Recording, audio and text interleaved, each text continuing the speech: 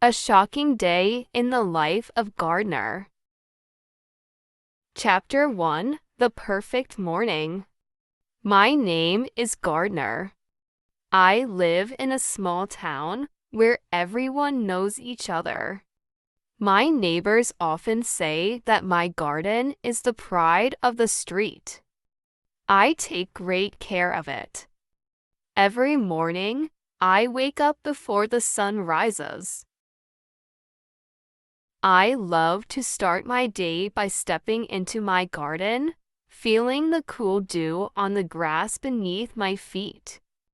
The sweet scent of flowers fills the air, and I can hear the soft chirping of birds welcoming the day. I have a routine. I spend my mornings watering the plants, pulling out weeds, and making sure everything is healthy and thriving. I talk to my flowers as if they can hear me. Good morning, daisies.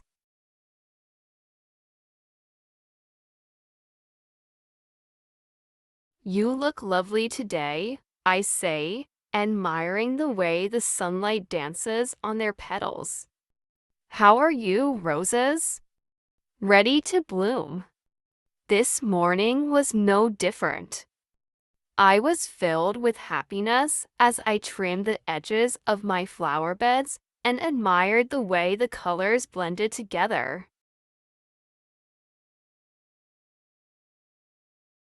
Bright reds, sunny yellows, and deep blues painted a picture of beauty in my little piece of the world.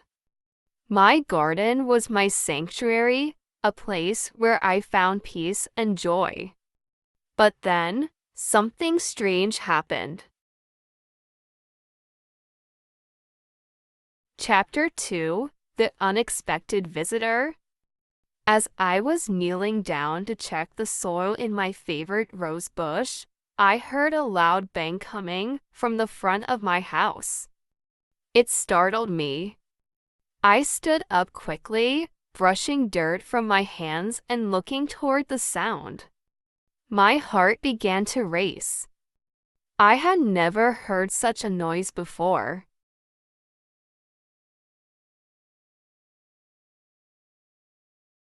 Curious, I walked toward the front yard. As I approached, I saw a car parked awkwardly on the street. It looked unfamiliar. The driver's door swung open, and a woman jumped out. She appeared frantic, glancing around as if she was searching for something. Her hair was messy, and her clothes were crumpled.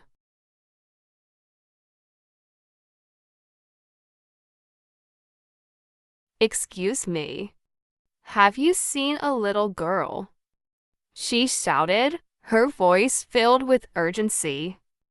I was taken aback. "No, I haven't." "What's going on?" I asked, feeling a mixture of concern and confusion. The woman looked at me with wide, pleading eyes. She was playing in the park nearby, and now she's gone. I can't find her anywhere. My heart sank. I knew the park she was talking about. It was just a few blocks away, a place where children often played under the watchful eyes of their parents. "What does she look like?" I asked, trying to help.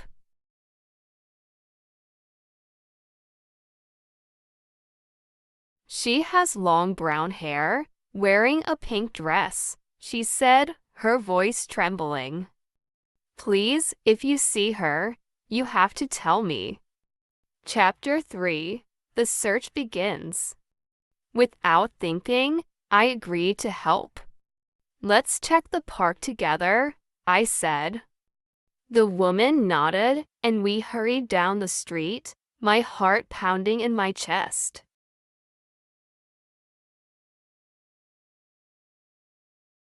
As we reached the park, I could see children playing, but none that matched the girl's description. We called out her name, Emily, hoping to catch her attention. The sound of laughter filled the air, but it felt distant, almost cruel in contrast to our growing anxiety.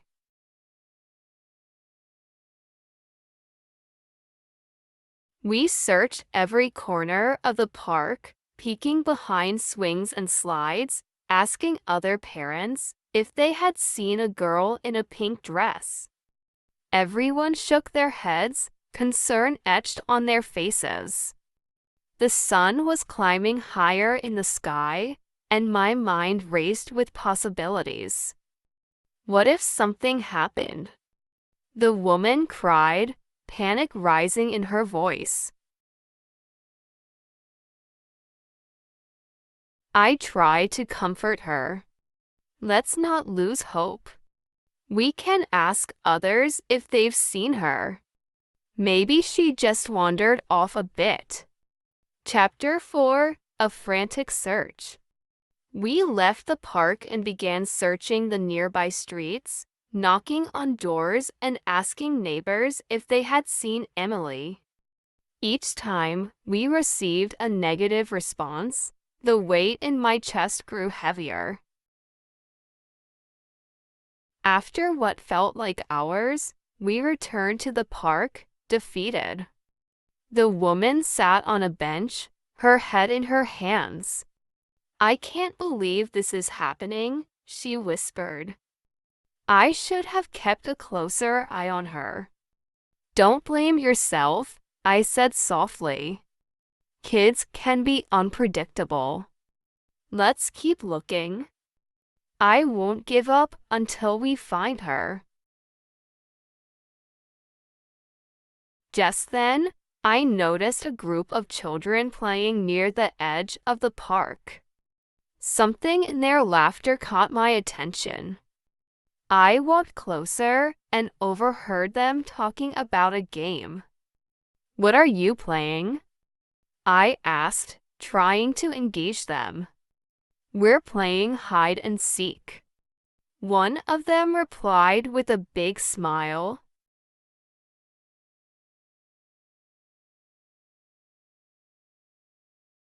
"Have you seen a girl in a pink dress?" I asked, hopeful. The children looked at each other, then one spoke up, "Oh yeah. She was hiding with us a while ago, but then she ran off toward the woods."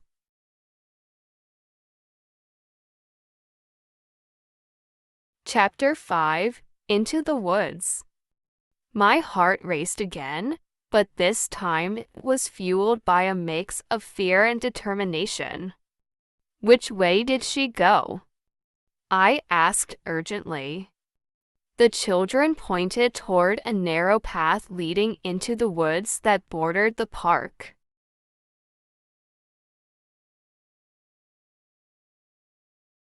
Without wasting another moment, I turned to the woman. "We need to go now. She might still be in there." We hurried down the path, the trees casting shadows over us as we pushed deeper into the woods. The sounds of the park faded, replaced by the rustling of leaves and the distant chirping of birds. "Emily!" we called out, our voices echoing in the stillness.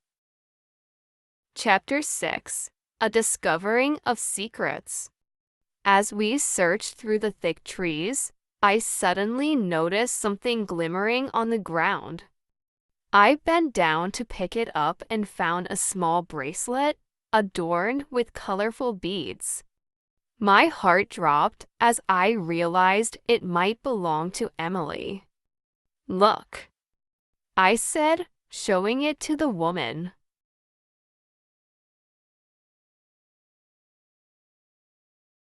"Yes, that's hers," she exclaimed, tears filling her eyes. "We're getting closer." With renewed energy, we pressed on, calling Emily's name louder now.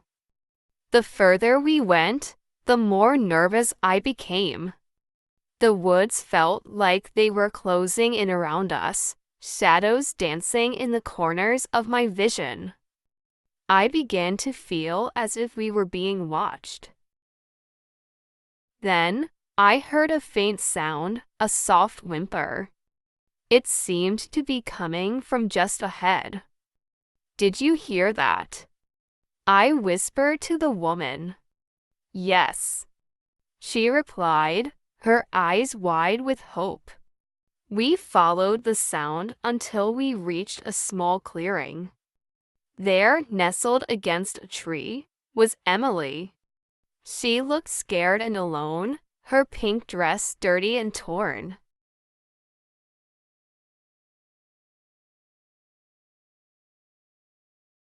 Relief flooded over me as I ran to her, kneeling beside her. "Emily, we found you." Chapter 7, Reunion and Reflection.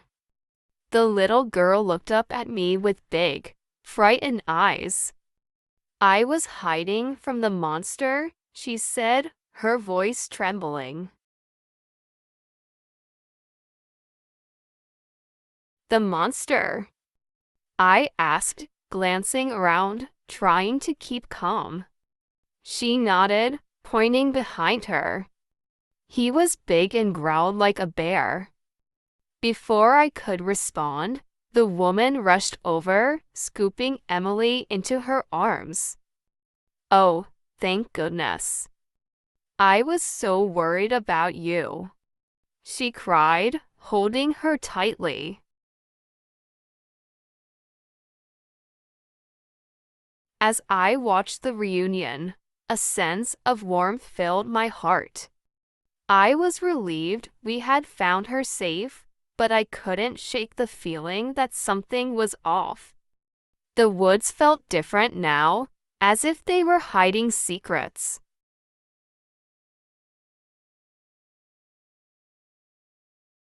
Chapter 8, The Truth Unfolds. After calming down, the woman thanked me profusely. "I don't know what I would have done without you. You're my hero," she said, her eyes filled with gratitude. As we walked back to the park, I felt a mix of pride and unease.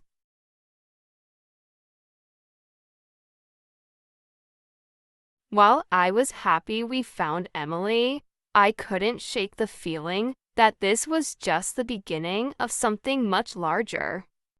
Later that evening, I returned home, the sun setting behind me. I walked through my garden, still trying to process everything that had happened.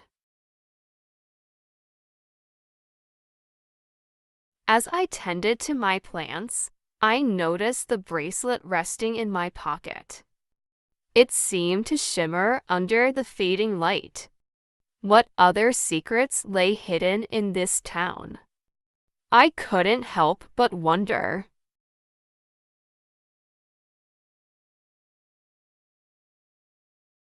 Chapter 9, The Investigation Begins. The next day, I decided to investigate the woods further. I needed to understand what Emily meant by the monster. I packed a small backpack with some snacks and water and set off toward the woods again, determined to uncover the truth. As I stepped onto the path, I felt a strange sense of purpose. The woods were quiet, almost too quiet. I walked slowly, listening for any signs of life. Suddenly, I stumbled upon an old, dilapidated cabin tucked away in the trees. It was dark and foreboding, with vines creeping up the walls.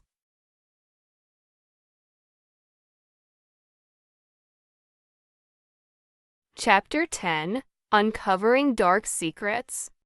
I stepped inside, my footsteps echoing in the silence. The cabin was empty, but strange markings covered the walls.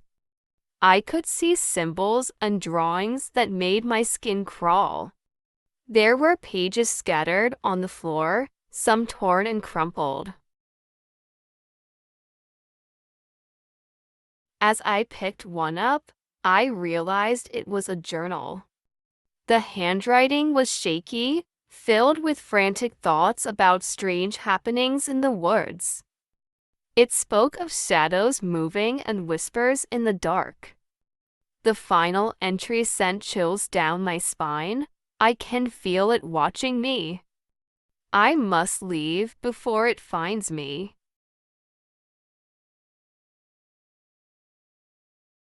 I had to get out of there. I carefully placed the journal back where I found it, but before I could leave, I heard a noise. It was a low growl, deep and menacing. My heart pounded in my chest as I turned to face the sound. Chapter 11. Facing the Monster. There, in the corner of the cabin, stood a figure. It was large and covered in dark fur, its eyes glinting like gold in the dim light. I froze, my instincts screaming to run. Who dares to enter my domain? It growled, its voice a rumble that shook the floorboards. I couldn't believe what I was seeing. This was the monster Emily had mentioned. "I'm just here to find out what's going on," I stammered, trying to keep my voice steady. The creature stepped closer, its eyes boring into mine. "You should leave. This place is not safe for you." Chapter 12. The Truth Revealed. "Why are you here?" I asked, finding courage in my voice. "What do you want?" "I am the guardian of these woods," it replied, its growl softening. "I protect this place from those who seek to harm it." The girl was curious and wandered too far, but I meant her no harm. I only wanted to keep her safe. A sense of understanding washed over me. The monster was not evil, it was merely doing its job. But why the fear? Why not just let her go? The creature sighed, its massive form sagging. Humans have a tendency to fear what they do not understand. I have lived here for centuries, watching over these woods, but humans see me as a threat. Chapter 13. Finding Common Ground. I realized then that there was a misunderstanding. "Maybe I can help you," I said, a plan forming in my mind. "If we work together, we can change how people see you." The creature tilted its head, considering my words. "You would do that? You would help a monster?" "Yes," I replied firmly. "You're not a monster, you're a guardian. And maybe if I can tell others your story, they will understand." The creature's eyes softened. "I would appreciate that, Gardner. But be warned, not everyone will listen. Some will only see what they want to see." Chapter 14. Spreading the Word. I left the cabin with a newfound purpose. I had to tell Emily's mother and the town about the creature that lived in the woods. I knew it wouldn't be easy, but I believed in the truth of what I had learned.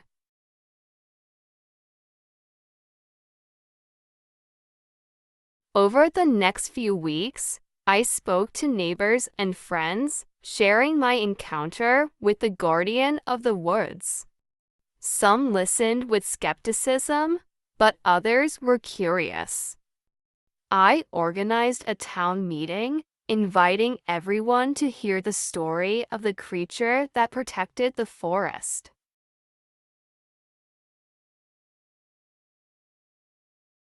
At the meeting, I stood in front of a crowd, my heart racing. I know this may sound strange, but I met the guardian of the woods. I began. It's not a monster, it's a protector. It means no harm and only wants to keep the woods safe. People murmured among themselves, and I could see the doubts on their faces. But I continued, sharing my experience and how the creature had saved Emily. We need to learn to coexist with it, to respect its role as a guardian, I urged.